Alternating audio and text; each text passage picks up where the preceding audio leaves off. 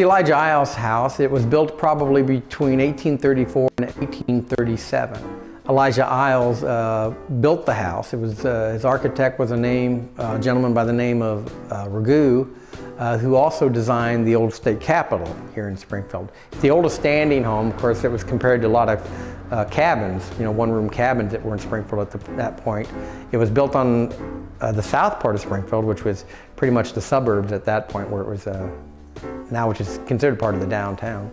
Elijah Iles lived in the home. He lived here with his wife Melinda and their two children, Thomas and Louisa. They sold the house to a gentleman named Robert Irwin. Robert Irwin worked for the Marine Bank here in Springfield, and Robert Irwin was Lincoln's banker, and he took care of Lincoln's financial affairs when Lincoln was here in Springfield and after the Lincolns left to go to Washington, D.C. When we got into the discussion about the home and how we wanted to display the items in the home, one of the gentlemen on the board said that you'll have to buy a black ribbon and place across the chairs, but I was totally against that. We wanted to make it look more like a home, and so that's why we didn't put up rails or the carpets you got to walk on, or rope off anything. Everybody can walk through the home and try to make it look lived in. The ceilings inside the home are 11.5 feet high. The colors we picked for the house are more stone colors, which was common with Greek Revival styled homes. We do know that in later years that there was a chandelier added to the front formal parlor, and there was also almost every room in the home was wallpapered. We didn't tear any of the plaster out of the home. We just restored it, and the woodwork, lucky for us, was never painted over the years. So we had to strip all the walnut woodwork and revarnish it, and it came out beautifully. We have a clock that belonged to Peter Cartwright. He was the first Methodist minister in this area. He was from Pleasant Plains, and he ran for Congress against Abraham Lincoln, and Lincoln won, and that was Lincoln's first trip to Washington, D.C. We have a spinning wheel that belonged to George Donner, which is well known for the famous Donner Party, who left from Springfield, Illinois to go west. We also have a jacket that was worn in the Revolutionary War by a gentleman named Beaver John Lindley, and he fought in the last battle of the Revolutionary War, which was in Kentucky. It was called the Battle of Blue Lick, and it was ironic that the Revolutionary War was officially over, but they did not know, and Daniel Boone's son tragically was killed in that battle. We also have a wardrobe that was made by several gentlemen, and one of the gentlemen was Abraham Lincoln. He was also in woodworking like his father, and he whittled the pegs that are in this cabinet. The home is open on Wednesdays and Saturdays from 10 a.m. to 4 p.m.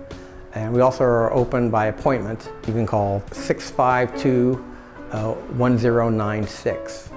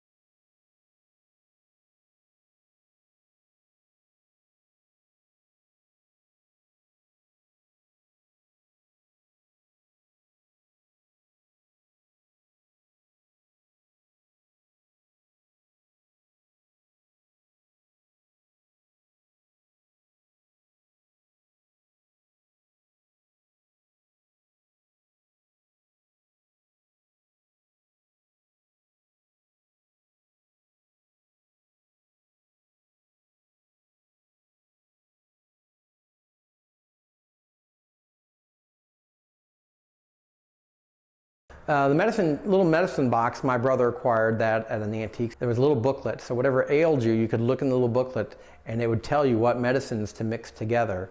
And so you ran your own little pharmacy, so you could make your own medication.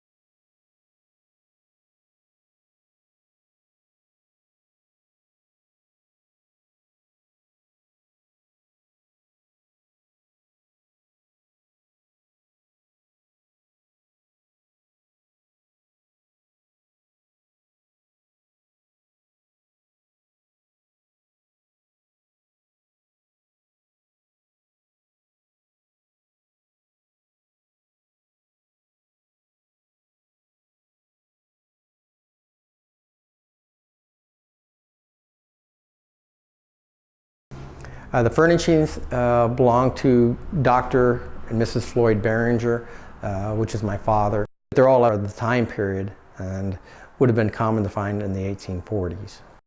The floors, we believe, are pine. They needed a little bit of work. We sanded those down and re-stained the floors, but they came out excellent and are original as well.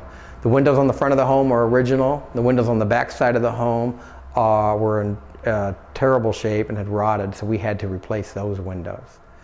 We tried to make sure we kept everything as accurate as possible when redoing the home.